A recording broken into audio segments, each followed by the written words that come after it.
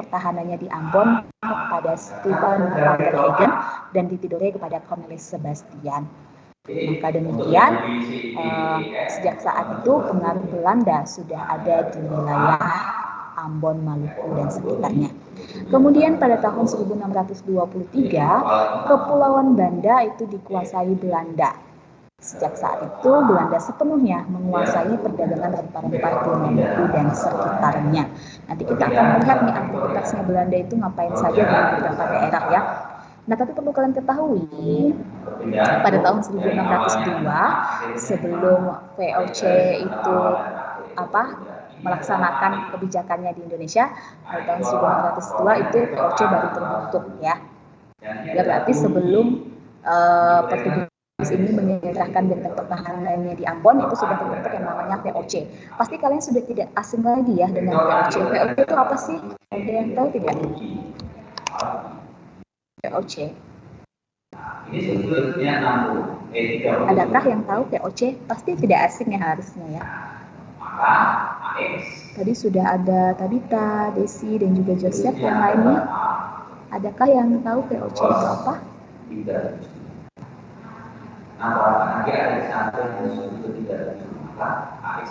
Oke. Sitara Kirana, apakah masih mendengar suara ini? Ya, Bu. Oke. Nak, pernah dengar tentang VOC tidak? Pernah, Bu. Oke, apa itu VOC, Kirana? Yang pernah kamu dengar saja tentang VOC itu? Pokoknya yang perdagangan Belanda, Bu. Terkait dengan perdagangan Belanda ya. Nah, anak-anakku sekalian, dalam pembahasan berikutnya kita akan bicara tentang VOC. Kenapa VOC? Karena VOC ini adalah persekutuan dagang yang dibentuk oleh Belanda di Indonesia. Seperti yang sudah Ibu jelaskan juga di awal, bahwa Belanda itu datang ke Indonesia tidak atas nama negaranya, bukan atas nama pemerintahannya, tapi atas nama swasta, sendiri-sendiri, perusahaannya masing-masing gitu ya. Nah, ketika sampai di Indonesia, karena begitu banyak sekali pedagang-pedagang dari Belanda dengan perusahaannya masing-masing, kemudian mereka saling konflik antara pedagang-pedagang Belanda itu sendiri. Nah, untuk menghindari supaya konflik itu tidak terjadi sampai ada ketumpahan darah ya, diceritakan oleh para sejarawan, nanti kalian tonton juga videonya, sudah dikirimkan di kelas kalian di files ya. Dikatakan bahwa pedagang-pedagang Belanda ini sampai konfliknya itu sampai ada pertumpahan darah gitu ya. Nah, untuk menghindari hal tersebut terjadi, maka kemudian dibentuklah sebuah komunitas dagang yang kita kenal dengan VOC. Jadi kekuasaan Belanda di Indonesia itu bukan atas nama negaranya. Untuk pertama kali penguasaan di Indonesia dari Belanda itu atas nama perusahaan dagang yang kita kenal dengan VOC. Tentu sebagai komunitas dagang, keberadaan VOC ini berbeda dengan sebuah negara.